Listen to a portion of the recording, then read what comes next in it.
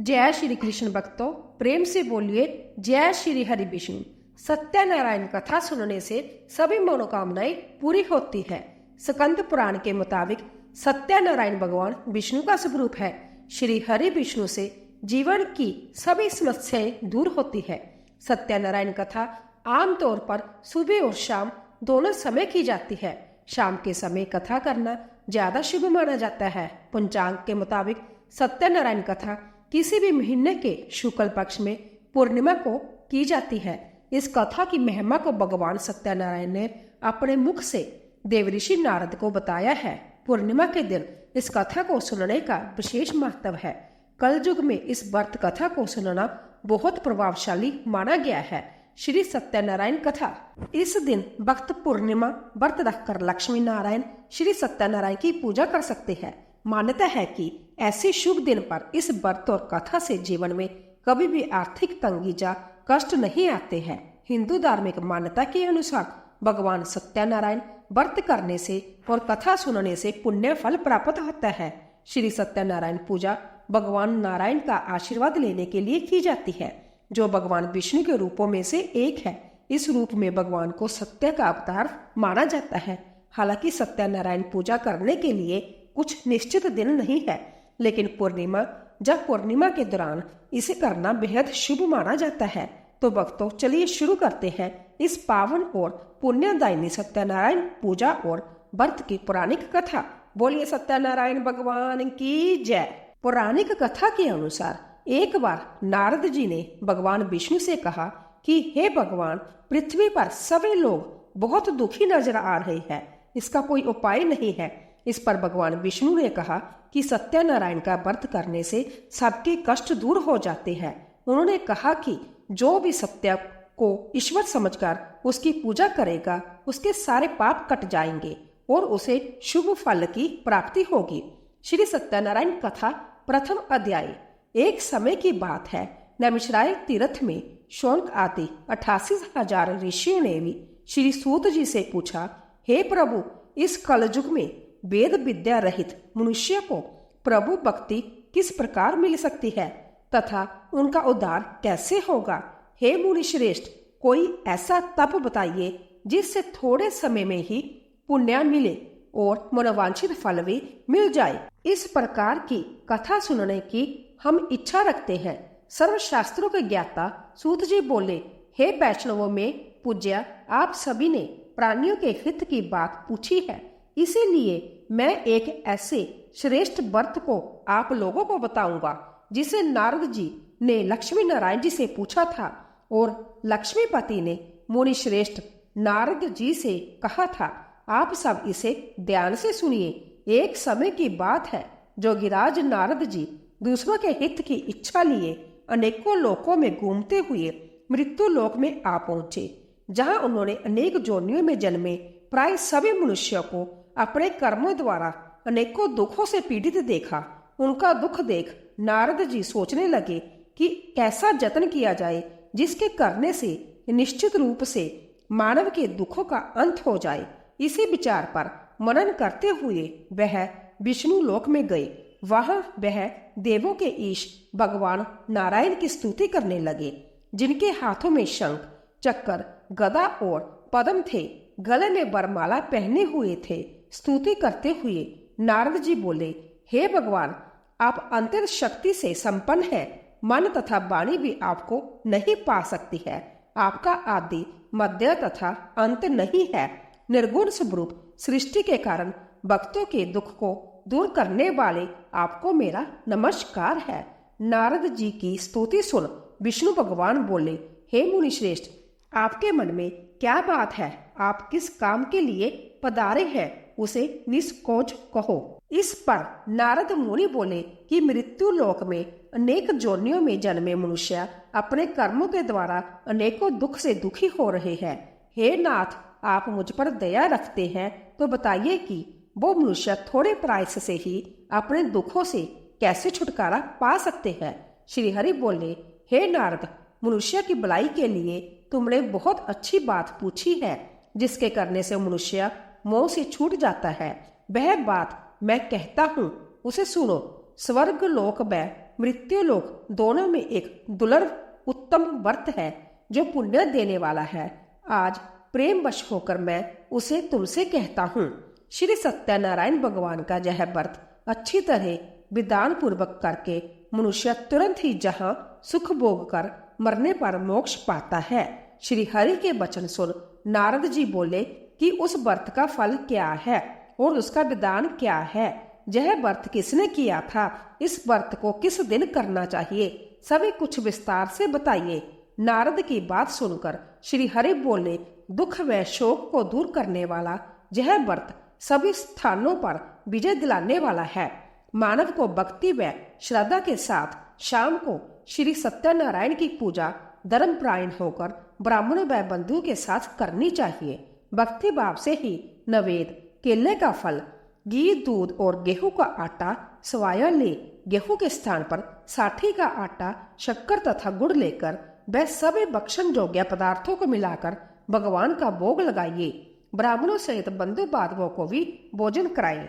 उसके बाद संभव भोजन करें। भजन कीर्तन के साथ भगवान की भक्ति में लीन हो जाए। इस तरह से सत्यनारायण भगवान का यह व्रत करने पर मनुष्य की सारी इच्छाएं निश्चित रूप से पूरी होती है।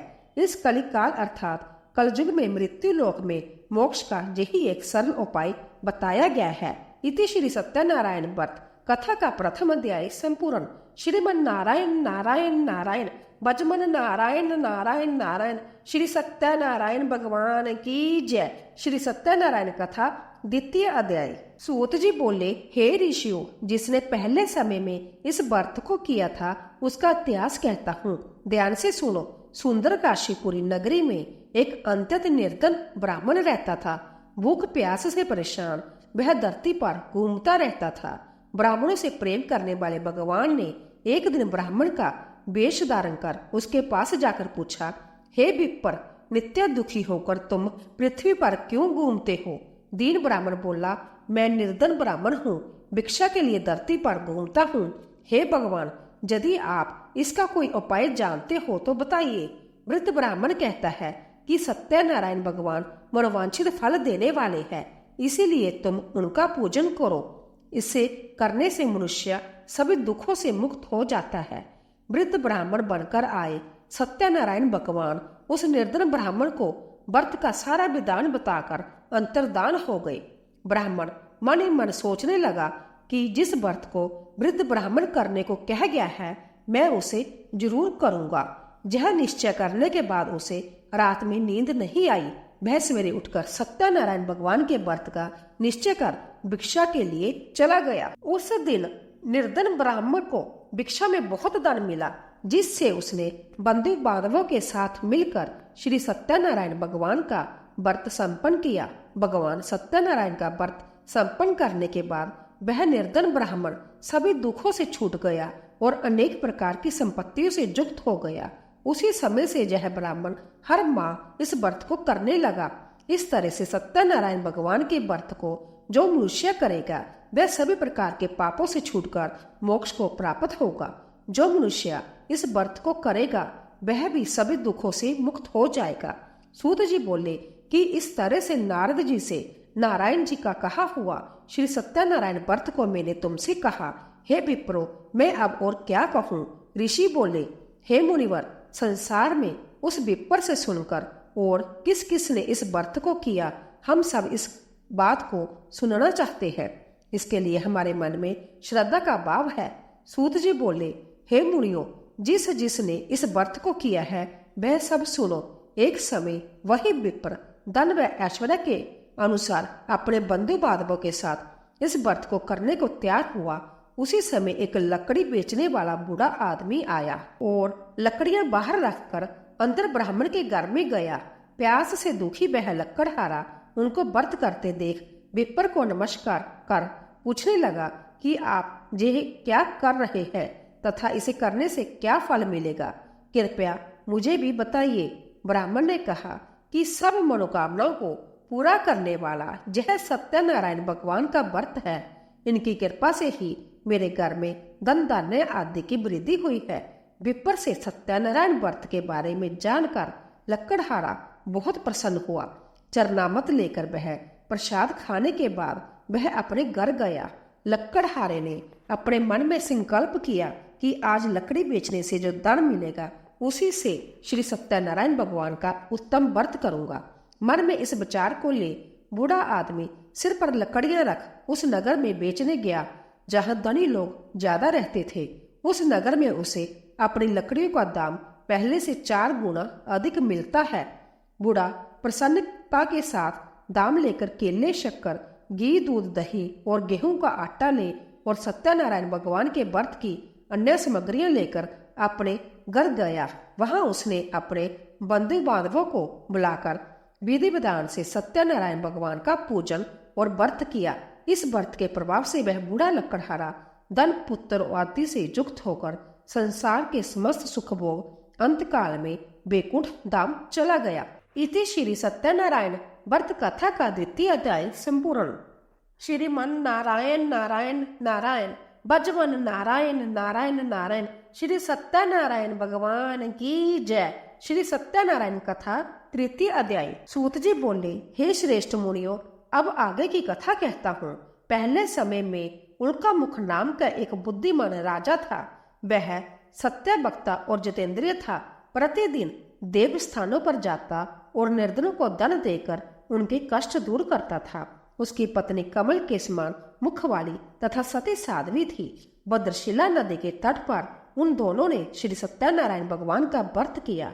उसी समय साधु नाम का एक वेश्या आया। उसके पास व्यापार करने के लिए बहुत सा धन भी था। राजा को व्रत करते देखकर वह विनय के साथ पूछने लगा, हे राजन, भक्ति भाव से पूर्ण होकर आप यह क्या कर रहे हैं? मैं सुनने की इच्छा रखता हूँ, तो आप मुझे बताइए।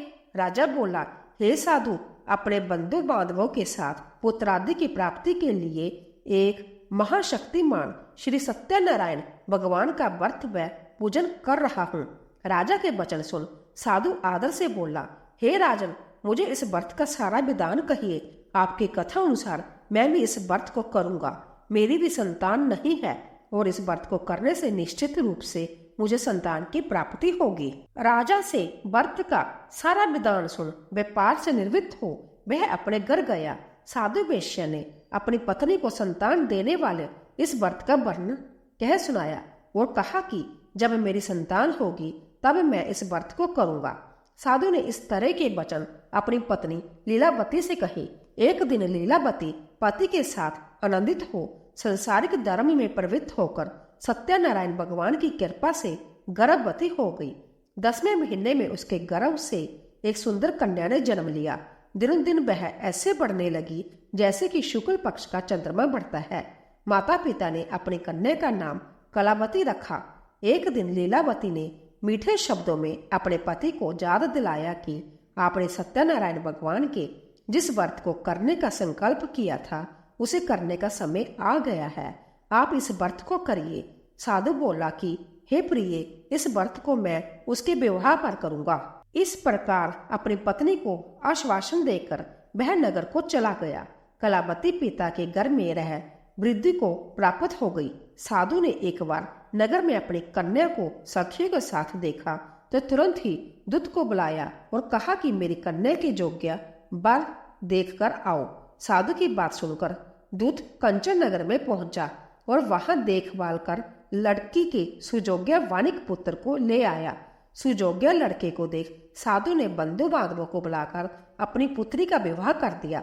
लेकिन दुर्भाग्य की बात यह कि साधु ने अभी भी श्री सत्यनारायण भगवान का व्रत नहीं किया। इस पर श्री भगवान क्रोधित हो गए और श्राप दिया कि साधु को अत्यधिक दुख मिले। अपने कार्य में कुशल साधु बढ़िया जमाई को लेकर समुद्र के पास स्थित होकर रत्नासारपुर नगर में गया। वहां जाकर दामाद ससुर दोनों मिलकर चंद्रकेतु राजा के नगर में व्यापार करने लगे। एक दिन भगवान सत्यनारायण की माया से एक चोर राजा का धन चुराकर भाग रहा था। उसने राजा के सिपाहियों को अपना पीछा करते देख चुराया हुआ धन वहां रख दिया जहां साधु अपने जमाई के साथ ठहरा हुआ था। राजा के सिपाहियों ने साधु वेश्या के पास राजा का धन पड़ा देखा तो वह ससुर जमाई दोनों को बांधकर प्रसन्नता से राजा के पास ले गए और कहा कि उन दोनों चोरों को हम पकड़ लाए हैं। आप आगे की कार्यवाही की आज्ञा दें। राजा की आज्ञा से उन दोनों को कठिन कारावास में डाल दिया गया और उनका सारा धन भी उनसे छीन लिया गया। श्री सत्यनारायण भगवान से श्राप से साधु की पत्नी भी बहुत दुखी हुई। घर में जो धन रखा था उसे चोर चुरा ले गए। शारीरिक तथा मानसिक पीड़ा व भूख प्यास से अति दुखी हो अन्न की चिंता में कलावती ब्राह्मण के घर गई। वहां उसने श्री सत्यनारायण भगवान का व्रत होते देखा। फिर कथा भी सुनी। वह प्रसाद ग्रहण कर रात को घर वापिस आई। माता ने कलावती से पूछा कि हे पुत्री, अब तक तुम कहाँ थी? तेरे मन में क्या है? कलावती ने अपनी माता से कहा, हे माता, मैंने एक ब्राह्मण के घर में श्री सत्यनारायण भगवान का व्रत देखा है। कन्या के वचन सुन लीलावती भगवान के पूजन की तैयारी करने लगी। लीलावती ने परिवार व बंधुओं सहित सत्यनारायण भगवान का पूजन किया और उनसे वर मांगा कि मेरे पति तथा जमाई शीघ्र घर आ जाए। साथ ही यह भी प्रार्थना की कि हम सब का अपराध क्षमा करे। श्री सत्यनारायण भगवान इस व्रत से संतुष्ट हो गए और राजा चंद्रकेतु को सपने में दर्शन दे कहा कि हे राजन, तुम उन दोनों वेश्यों को छोड़ दो और तुमने उनका जो धन लिया है उसे वापस कर दो। अगर ऐसा नहीं किया तो मैं तुम्हारा धन, राज्य व संतान सभी को नष्ट कर दूंगा। राजा को यह सब कहकर वह अंतर्धान हो गए। प्रांतःकाल सभा में राजा ने अपना सपना सुनाया। फिर बोले कि वणिक पुत्रों को कैद से मुक्त कर सभा में लाओ। दोनों ने आते ही राजा को प्रणाम किया। राजा मीठी वाणी में बोला, हे महानुभावों, भाग्यवश ऐसा कठिन दुख तुम्हें प्राप्त हुआ है, लेकिन अब तुम्हें कोई भय नहीं है। ऐसा कह राजा ने उन दोनों को नए वस्त्र आभूषण भी पहनाए और जितना धन उनका लिया था उससे दुगुना धन वापस कर दिया। दोनों वेश्या अपने घर को चल दिए। इति श्री सत्यनारायण व्रत कथा का तृतीय अध्याय संपूर्ण। श्रीमन नारायण नारायण नारायण, बचमन नारायण नारायण नारायण। श्री सत्यनारायण भगवान की जय। श्री सत्यनारायण कथा चतुर्थ अध्याय।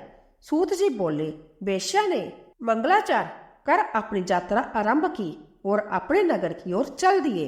उनके थोड़ी दूर जाने पर एक दंडी वेशधारी श्री सत्यनारायण ने उनसे पूछा, हे साधु, तेरी नाभ में क्या है? अभिमानी वणिक हंसता हुआ बोला, हे दंडी, आप क्यों पूछते हो? क्या धन लेने की इच्छा है? मेरी नाभ में तो बेल व पत्ते भरे हुए हैं। वेश्या के कठोर वचन सुन भगवान बोले, तुम्हारा वचन सत्य हो। दंडी ऐसे वचन कह वहां से दूर चले गए। कुछ दूर जाकर समुद्र के किनारे बैठ गए।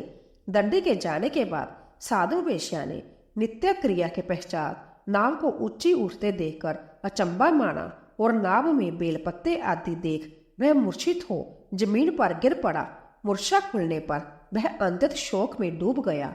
तब उसका दामाद बोला कि आप शोक ना मनाएं, यह दंडी का शाप है, इसीलिए हमें उनकी शरण में जाना होगा, तभी हमारी मनोकामना पूरी होगी।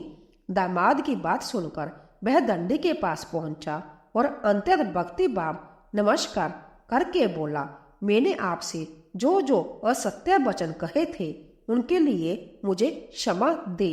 ऐसा कहकर महान शोका आतुर हो रोने लगा।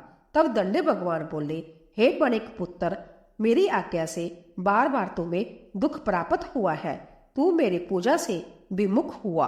साधु बोला, हे भगवान, आपकी माया से ब्रह्मा आदि देवता भी आपके रूप को नहीं जानते, तब मैं अज्ञानी कैसे जान सकता हूँ? आप प्रसन्न होइए। अब मैं सामर्थ्य के अनुसार आपकी पूजा करूंगा। मेरी रक्षा करो और पहले के समान नौका में धन भर दो। साधु वेश्या के भक्ति पूर्वक वचन सुनकर भगवान प्रसन्न हो गए और उसकी इच्छा अनुसार वरदान देकर अंतर्धान हो गए। ससुर जमाई जब नाव पर आए तो नाव धन से भरी हुई थी। फिर वही अपने अन्य साथियों के साथ सत्यनारायण भगवान का पूजन कर अपने नगर को चल दिए। जब नगर के नजदीक पहुंचे तो दूत को घर पर खबर करने के लिए भेज दिया। दूत साधु की पत्नी को प्रणाम कर कहता है कि मालिक अपने दामाद सहित नगर के निकट आ गए हैं। दूत की बात सुन साधु की पत्नी लीलावती ने बड़े हर्ष के साथ सत्यनारायण भगवान का पूजन कर अपनी पुत्री कलावती से कहा कि मैं अपने पति के दर्शन को जाती हूँ, तू कार्य पूर्ण कर, शीघ्र आ जा। माता के ऐसे वचन सुन कलावती जल्दी में प्रसाद छोड़ अपने पति के पास चली गई। प्रसाद की अवज्ञा के कारण श्री सत्यनारायण भगवान रुष्ट हो गए और नाव सहित उसके पति को पानी में डुबो दिया। कलावती अपने पति को वहां ना पाकर रोती हुई जमीन पर गिर गई। नौका को डूबा हुआ देख वह कन्या को रोता देख साधु दुखी होकर बोला कि हे प्रभु, मुझसे तथा मेरे परिवार से जो भूल हुई है उसे क्षमा करे। साधु के दीन वचन सुनकर श्री सत्यनारायण भगवान प्रसन्न हो गए और आकाशवाणी हुई, हे साधु, तेरी कन्या मेरे प्रसाद को छोड़कर आई है, इसीलिए उसका पति अदृश्य हो गया है। यदि वह घर जाकर प्रसाद खाकर लौटती है तो इसे इसका पति अवश्य मिलेगा। ऐसी आकाशवाणी सुन कलावती घर पहुंचकर प्रसाद खाती है और फिर आकर अपने पति के दर्शन करती है। उसके बाद साधु अपने बंधु बांधवों सहित श्री सत्यनारायण भगवान का विधि विधान से पूजन करता है। इस लोक का सुख भोग वह अंत में स्वर्ग जाता है। इति श्री सत्यनारायण व्रत कथा का चतुर्थ अध्याय संपूर्ण। श्रीमन नारायण नारायण नारायण भजमन नारायण नारायण नारायण। श्री सत्यनारायण भगवान की जय। श्री सत्यनारायण कथा पंचम अध्याय। सूत जी बोले, हे ऋषियों, मैं और भी एक कथा सुनाता हूँ, उसे भी ध्यान पूर्वक सुनो। प्रजा पालन में लीन तुंगध्वज नाम का एक राजा था। उसने भी भगवान का प्रसाद त्याग कर बहुत ही दुख लिया। एक बार वन में जाकर वन्य पशुओं को मारकर वह बड़ के पेड़ के नीचे आया। वहां उसने ग्वालों को भक्ति भाव से अपने बंधुओं सहित सत्यनारायण भगवान का पूजन करते देखा। अभिमानवश राजा उन्हें देखकर भी पूजा स्थान में नहीं गया और ना ही उसने भगवान को नमस्कार किया। ग्वालों ने राजा को प्रसाद दिया, लेकिन उसने वह प्रसाद नहीं खाया और प्रसाद को वहीं छोड़ वह अपने नगर को चला गया। जब वह नगर में पहुंचा तो वहां सब कुछ तहस नहस हुआ पाया तो वह शीघ्र ही समझ गया कि यह सब भगवान ने ही किया है।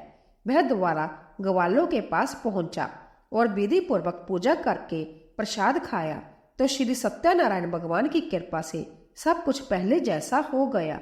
दीर्घ काल तक सुख भोगने के बाद मरण उपरांत उसे स्वर्ग लोक की प्राप्ति हुई। जो मनुष्य परम दुर्लभ इस व्रत को करेगा तो भगवान सत्यनारायण की अनुकंपा से उसे धन धान्य की प्राप्ति होगी। निर्धन धनी हो जाता है और व्यमुक्त हो जीवन जीता है। संतानहीन मनुष्य को संतान सुख मिलता है और सारे मनोरथ पूर्ण होने पर मानव अंत काल में वैकुंठ धाम को जाता है। सूत जी बोले, जिन्होंने पहले इस व्रत को किया है अब उनके दूसरे जन्म की कथा कहता हूँ। वृद्ध शता आनंद ब्राह्मण ने सुदामा का जन्म लेकर मोक्ष की प्राप्ति की। लक्कड़हारे ने अगले जन्म में निषाद बनकर मोक्ष प्राप्त किया। उल्का मुख नाम का राजा दशरथ होकर वैकुंठ को गए। महाराज तुंगध्वज ने स्वयं मनु होकर भगवान में भक्ति युक्त हो कर्म कर मोक्ष पाया। इति श्री सत्यनारायण व्रत कथा का पंचम अध्याय संपूर्ण। श्रीमन नारायण नारायण नारायण भजमन नारायण नारायण नारायण। श्री सत्यनारायण भगवान की जय। सत्यनारायण पूजा और व्रत का महत्व। वैदिक ज्योतिष के अनुसार सत्यनारायण व्रत रखने से भगवान विष्णु से स्वास्थ्य, समृद्धि, धन और वैभव की प्राप्ति होती है। साथ ही यह भी माना जाता है कि इस दिन व्रत करने और पूरी श्रद्धा और विश्वास के साथ सत्यनारायण कथा का पाठ करने से सभी संकट दूर हो जाते हैं। सत्यनारायण व्रत की पूजा विधि। शास्त्र के अनुसार इस व्रत को करने से शुभ फल की प्राप्ति होती है, ऐसा माना जाता है। पूजा सुबह के साथ साथ शाम को भी की जा सकती है और शाम को सत्यनारायण पूजा करना अधिक उपयुक्त माना जाता है। इस दिन सुबह जल्दी उठकर जल में गंगा जल मिलाकर स्नान करना चाहिए। इसके बाद सत्यनारायण की मूर्ति को स्थापित करें और उसके चारों ओर केले के पत्ते बांध दे। पंचनामत, दूध, शहद, घी, मक्खन, दही और चीनी का मिश्रण का उपयोग देवता को साफ करने के लिए किया जाता है। आमतौर पर शालिग्राम, जो महाविष्णु का दिव्य पत्थर है, चौकी पर जल से बड़ा कलश रखे और देसी घी का दीपक जलाइए। अब सत्यनारायण की पूजा और कथा करें। भुने हुए आटे में शक्कर मिलाकर भगवान को अर्पित करें। प्रसाद में तुलसी जरूर डालें। पूजा के बाद प्रसाद बांटें। पूजा एक आरती के साथ समाप्त होती है, जिसमें भगवान की छवि या देवता के चारों ओर कपूर से जलाई गई एक छोटी सी आग की परिक्रमा होती है। आरती के बाद व्रतियों को पंचामृत और प्रसाद ग्रहण करना होता है। व्रती पंचामृत से व्रत तोड़ने के बाद प्रसाद ग्रहण कर सकते हैं। प्रेम से बोलिए जय श्री हरि विष्णु। ऐसे ही और भी रोचक और आध्यात्मिक वीडियो के लिए चैनल को सब्सक्राइब कर लें। दोस्तों, आपको यह कथा कैसी लगी कृपया कमेंट करके जरूर बताइए। वीडियो पसंद आया हो तो लाइक करें और अपने दोस्तों के साथ शेयर करें। कमेंट बॉक्स में जय श्री कृष्ण लिखना ना भूलें। फिर मिलते हैं एक और दिलचस्प वीडियो के साथ। धन्यवाद। जय श्री कृष्ण।